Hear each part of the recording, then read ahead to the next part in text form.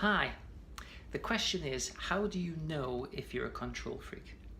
Well, I had an email from someone who watched or listened to the Bride Chiller podcast that I did the other day, and so they emailed me just to say, well, I like the surfaces to be clean before I go to bed because I don't want to come down to a dirty area. I like the pillows to be fluffed and puffed up, and I like the room to be in good order so that I can come down and everything feels good.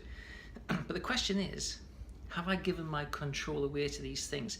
And the supplement question was, have I given my control away to things that I just think of as normal and automatic? So the question is, in principle, how to find balance, right? How to decide if you're a control freak, which basically means how to decide whether external things have too much control over you. Well, I've made a little picture here on this board that I'd just like to share with you. And hopefully you can see that.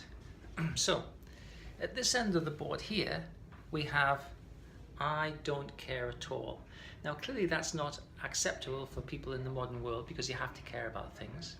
And at this end, we have I care too much. And in the middle, we have I care, but I have choice. Now, this is all of the activity that you might do. So the question is this, how do you know if you're a control freak? Well, if you don't care at all, you've given up basically. You've been in a depressive or some other kind of state where it feels as if there's nothing you can do and you're sort of helpless and hopeless in a way, and that's not good. Here we have the full control freakery thing going on where I care too much. I care so much that I have to manipulate the external world to a considerable degree so that everything goes how I want it to go. And in here we have I care, but I have choice. And so the question really for my correspondent is this. You might like to have the surfaces cleaned in the kitchen before you go to bed, and that's fine. I don't have any, it's common sense. But the thing is, do you have to do it? Could you leave it if you wanted to? If you are tired, could you go, well, you know what, I'll do it in the morning? You might like to have the cushions puffed up and the whole kind of room nice and tidy before you go to bed. Yeah, but could you leave it? Does it have to be that way? Otherwise, like you feel like you couldn't sleep or it would just unsettle you, right? That's the question. I met someone a while back who insisted that the dishwasher had to be packed in exactly the right way. We did some work and she came in one day and she says, I just put the stuff in the dishwasher higgledy-piggledy and it doesn't bother me anymore. Equally well, do the curtains have to be pulled together just exactly right so that they're perfectly symmetrical? So that's the critical question, right? Does it have to be that way? And if it's not that way, am I okay, right? If it has to be that way, and if it's not that way, I'm not okay, then that tells you that that thing has control over you. So we're looking for balance, right? We don't want to not care, and we don't want to care too much. We're looking to occupy that part in the middle where really a successful life is to be had, where you're doing the best you can, you're having some control over some things, and you're letting other things go. Now the second question that they asked me was this. In the podcast I did for Bride Chiller, I said that there's a nice mantra that I use, and if you've seen me face to face, or even if you've used the Panic Pit Stop materials, you'll have come across this.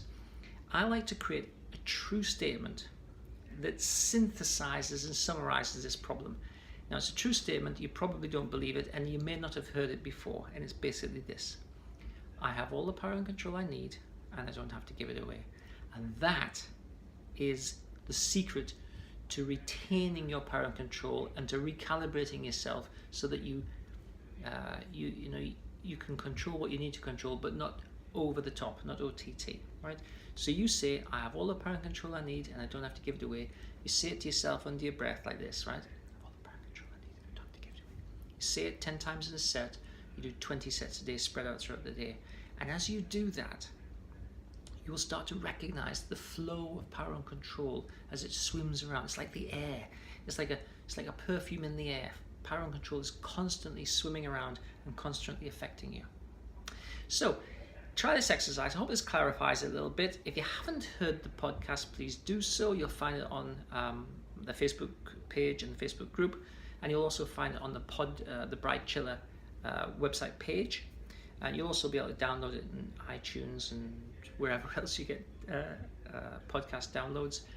And in addition, try the exercise and recognize that power and control is something that is always lost in every psychological problem, and you always benefit from getting more of it back. Now, if you want to develop a little bit further, I'd suggest that you delve a bit deeper into some of my other materials, because we can get into a conversation of false control, but that's perhaps for another video. Thanks for taking the time to watch and listen.